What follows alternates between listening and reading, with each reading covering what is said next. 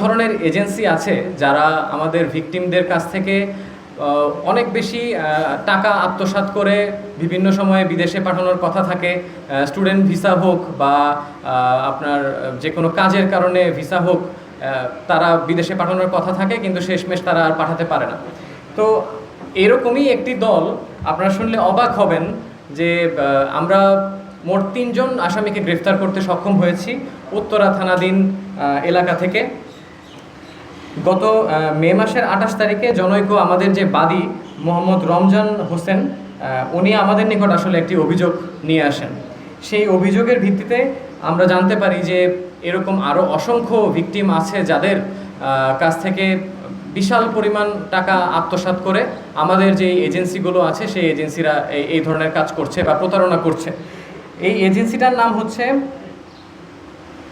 জাহরা সাদি ticketing and travelling agency, যেটাকে JS education and immigration service নামে পরিচিত তারা। তো তারা যেটা করেছে, আজকে আপনারা দেখলে বুঝতে পারবেন, অলরেডি আমাদের কাছে 10 থেকে 12 জন ভিকটিম কিন্তু আমাদের এখানে হাজির হয়েছে যখন তারা জানতে পেরেছে যে এরকম একজন আসামিকে আমরা ধরতে পেরেছি। তো এই আসামি যেটা করতো, আমার যে বাদী সে যেই কাজটা করেছে তার কাছ থেকে সোফার 31,50,000 টাকা আত্মসাৎ করেছে।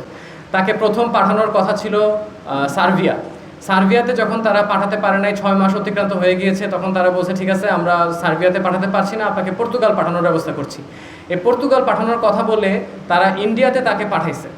ইন্ডিয়ার এম্বাসিতে গিয়ে এসে 72 দিন আমার বাদী বা আমাদের বাদী 72 দিন ওইখানে স্টে করার পরেও যখন ওইখানকার এম্বাসি তাকে ক্লিয়ার করতে পারছে না, তখন সে নিজ খরচে সেখান থেকে ইন্ডিয়া থেকে ফেরত আসার পরে এজেন্সির সাথে যখন যোগাযোগ করে, এজেন্সি তখন বলে ঠিক আছে, আমরা তাহলে আপনাকে এখন ক্রোয়েশিয়ায় পাঠানোর চিন্তা ভাবনা করছি, ক্রোয়েশিয়ায় পাঠাবো।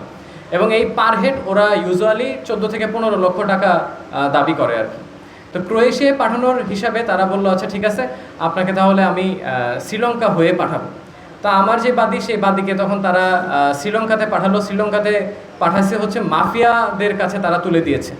মাফিয়াদের কাছে গিয়ে যখন তারা টিকতে পারে নাই, নিজস্ব কৌশলে তারা তখন নিজস্ব টাকা খরচ করে আবার শ্রীলঙ্কা থেকে ফেরত আসছে। এরপরে তাদেরকে আবার ইতালিতে পাঠানোর কথা বলা হয়েছে, বাট ইতালিতেও শেষমেশ আর পাঠাতে পারে নাই তারা।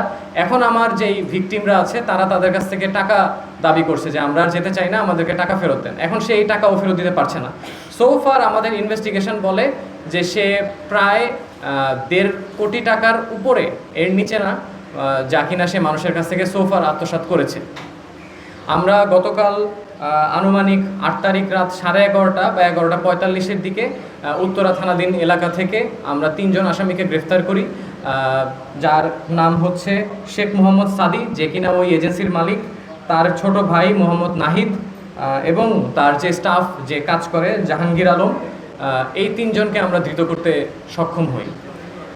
পরবর্তীতে তাদের এগেনস্টে আইনানুগ ব্যবস্থা গ্রহণ করার জন্য আমরা অলরেডি আসামিদেরকে পাঠিয়েছি এবং আমরা নেসেসিটি যতটুকু মনে করেছি, যতগুলো ডকুমেন্ট আমাদের কাছে মনে হয়েছে যে ইম্পর্ট্যান্ট, আমরা তা জব্দ করেছি।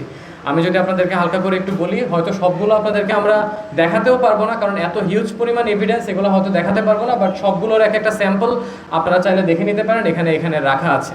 বিভিন্ন ধরনের ভুয়া পাসপোর্ট, ভুয়া পুলিশ সার্টিফিকেট, তারপরে বিভিন্ন চুক্তির মাধ্যমে যে আমার ভিকটিমদের সাথে তারা কানেক্টেড হয়েছে সেই চুক্তিনামাগুলো এখানে আছে।